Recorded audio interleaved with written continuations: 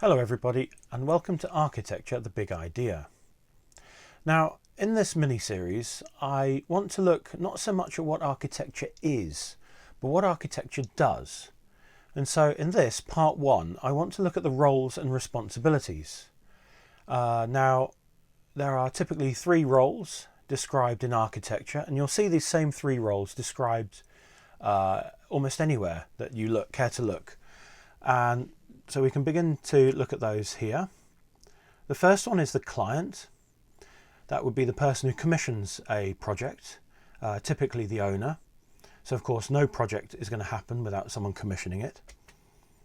Next comes the designer, who is best placed to come up with the best designed solutions to a problem posed by the person commissioning the project. Typically that's the architect.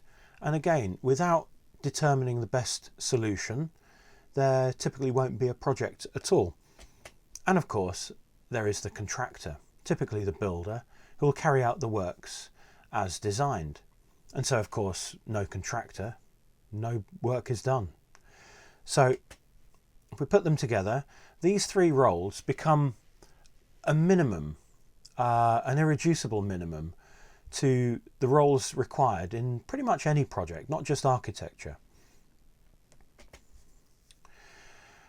We can start to interpret this diagram a little further, and what we'll notice is that when a contractor is working closely with a client or an owner working with a builder, typically he's relying on the builder is supplying a good level of craftsmanship to the project, which the client would welcome and receive. The alternative is that the client goes to a designer directly, who would then tender later on to employ the contractor. In that approach, you get more of a bespoke solution, something more artistic, a bit of flair, something unique to the project as well, and that can add some extra value, which can often be appreciated. The alternative is that the designer works with the contractor to produce something more akin to a product which would then be sold on to a client, an end user, a purchaser, a homeowner, that sort of thing. And you get a different kind of project happening. So if we look at those, you see that the 3 roles placed together create different types of projects depending on where the emphasis lies. It creates a rather interesting way of looking at architecture. So we can go further with this interpretation and look at the outputs of that. Where a builder is supplying a high level of craftsmanship to the client, we get what's now recognised as vernacular architecture. It sounds rather historical, and certainly is. There's a view that vernacular architecture stopped in 1840 with the coming of the railways. Not so sure I agree with that, but it's an interesting interpretation.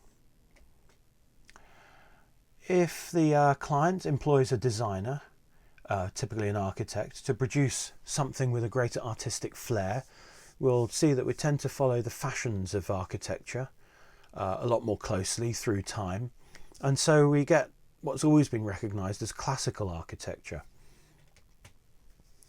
The other way to look at it is when the designer and the contractor are working together, or the contractor, the builder, is relying on designs that have been provided for him, we see that we might get something more akin to pattern book architecture. And this can take you back to the 18th century with the first big country houses in England, and earlier if you go to Europe. It certainly works when you look at Victorian architecture. Typically the terraced house and the decorative features, the tiles, the other things that were produced, the decorative flourishes, barge boards on gable ends, and railway architecture can often be a pattern book architecture. So if we put the whole thing together, we get quite an interesting pattern, and we get to understand what architecture is and what it's about. And hopefully this illustrates that architecture is not what it is, it's more what it does. And what it does defines its characteristics. It's rather interesting, and and there are the three irreducible roles involved in creating these outcomes. However, with this interpretation, we now hit the first problem, and that is a contractual problem. A contract to get a project completed or done, even begun, is usually between two parties. And so one person will approach another to sign a contract between them, an agreement, and that will carry forward. Should there ever be a dispute, and it would perhaps go to the law courts, for example, you would have a plaintiff and a defendant, always two parties. So legally, this irreducible three has to come down to two. The first of these is that classical architecture we might now view as traditional architecture. The traditional approach of the client employs an architect who then tenders the work out to a contractor and employs the contractor on behalf of the client. And this business of securing the contract is known as procurement. Of course, for a client, it's cheaper, typically, to go to the contractor directly and rely on that craft skill. And there's always been a willingness through history to do that. And this type of contract procurement has lots of different names. Some people call it design build, some call it design and build, some call it design and construct, develop and build, all sorts of names. If you see a combination of names and words, it's usually referring to this. The last form is thought of as a more modern form, although if we compare to the pattern book architecture of before, it's not really. And that is using the modern development of computer-aided design, now known as BIM, or Building Information Modelling. And this is where a digital twin, as it's known, of the product or the building or whatever your project is to produce is created before it's then turned into a regular production run. Or, in the case of architecture, a swift production run, something more efficient. And if we put all those together, we get a slightly different picture from the outputs of what architecture is to approaches to getting architecture done, the contractual procurement route. There's a further challenge and difficulty in this, in that these contracts create certain liabilities. And so we'll look at how we might get a project underway. And of course, the first option you've got is you can do it yourself. There's absolutely nothing to stop you doing that. And you could produce your own grand designs, and that's fine. And in that, you would take on the design liabilities. You work out the results that you want and go ahead and do it. Difficult to have any comeback on anyone. You can't really blame anyone but yourself should anything go wrong. But that's the way it is. So the way around that problem is you might employ a designer or an architect who may have more experience than you, will know better than you, will have more insights than you, and you ask him to take on those inherent liabilities for you. And that, of course, is the essence of a professional role. And so he must take on professional indemnity insurance to cover that liability. Lastly, a little more difficult to understand is the contractor might take on the design liability. On the first hand, you would think, well, surely he's moved into another role, which is one of the principles of this little model, these three circles, is that it doesn't have to be the same person carrying out different roles. It can be the same person, or you can move around. So should a builder want to carry out some design work, he then of course counts as a designer and would need the indemnity insurance. There are certain situations where that's not necessarily the case. Even the best designers won't know the specialisms of installing certain bits of specialist equipment or specialist materials or other things such as that. So there's always a specialist to turn to. And when we look at the issue of having designed the project, then carrying out the work to do it, again, you can do it yourself. There's nothing to stop you. And we might call this a DIY build rather than a self-build. Perhaps explains why on television programs they can be talking about grand design self-builds, and behind them is stood an architect and a contractor and teams of people, and you think, how is that a self-build?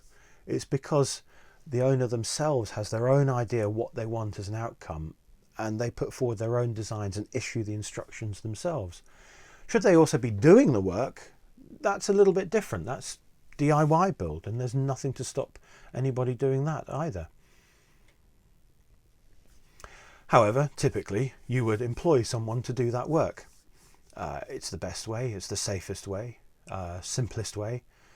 And so any builder would have to carry public liability insurance for a number of reasons, to make sure that their work stands, it's secure, it's safe, it doesn't fall down on people's heads.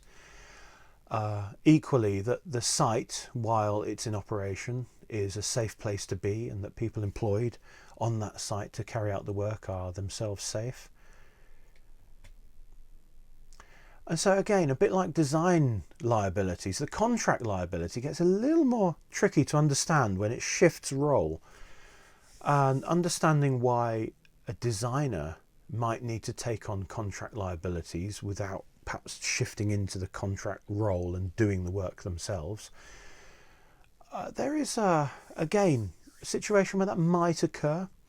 Typically, it would be artists producing public sculpture, or perhaps an interior designer who carries out the work themselves, or something of that nature. And in which case, it's a different type of insurance, typically an artist liability. They're very much more bespoke situations, and it's a different kind of insurance. But it's available, and there it is. The last form of liability we might look at is the client liability. The liabilities held by the client, and how we're going to meet those. And the reason a client would employ someone is to transfer many of those liabilities through a contract onto somebody else. And you have to think what that might be. But equally, those people in other roles might themselves consider themselves to be a client. A developer may own the land which they want to develop, and in that case perhaps we might call it speculative development. Equally, a client might want to develop their own property portfolio in a similar situation. And so to some it's just an economic term, it relates to investment. To others it's a derogatory term, but perhaps we can just call it speculative development and address it in that way. In contrast to that, if that client liability, the client decisions, the client outcomes, the scale of works required and what sort of returns can be expected, timescales, if we hand that to a designer, again it gets a little tricky to understand, and the model perhaps starts to break down a little bit. But there's one example where we might consider that to be the case, and that's master planning. Perhaps the developer or a client has bought a large scale site and they need to know what to do with it. And of course, typically this is sites of regeneration. In the UK, that's typically waterfronts, docksides. It's also historic city centres, and historic town centres often need regeneration. And in that case, you may hand the job to a design firm, a designer, a design company, an architect, and they may look at it in terms of master planning, which is very much looking at the design from the point of view of the client. What do they want to see come out of it?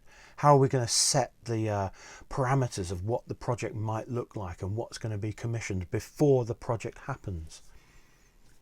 And so the last client liability is of course the client themselves. What are they responsible for? Are they responsible for anything at all?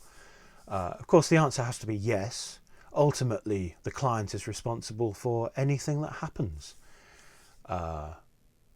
If a project should fail, ultimately it's their liability, unless they can prove negligence on the part of someone they've employed. So we could characterize those liabilities as simply safeguarding. A client will want to safeguard their own investment. They'll want to safeguard the people who might turn up on their site, invited or not. The site has to be safe. A project has to be safe. Public sculpture has to be safe. Whatever your project is, it has to be safe. And it's also got to be responsive to the environment as well, which sets us up for part 2 of this little mini series, where I want to go more in depth at what these safeguards might actually be. So I hope this little run through has helped you interpret what architecture does rather than what it is, and gives you quite an insight. And from a very simple diagram you get quite a complex picture, and you can see how these roles and responsibilities can shift around quite fluidly, and it can get quite difficult to keep track of what's happening. So until the next time, thank you for watching, thank you for listening, and we'll say bye for now. Bye bye.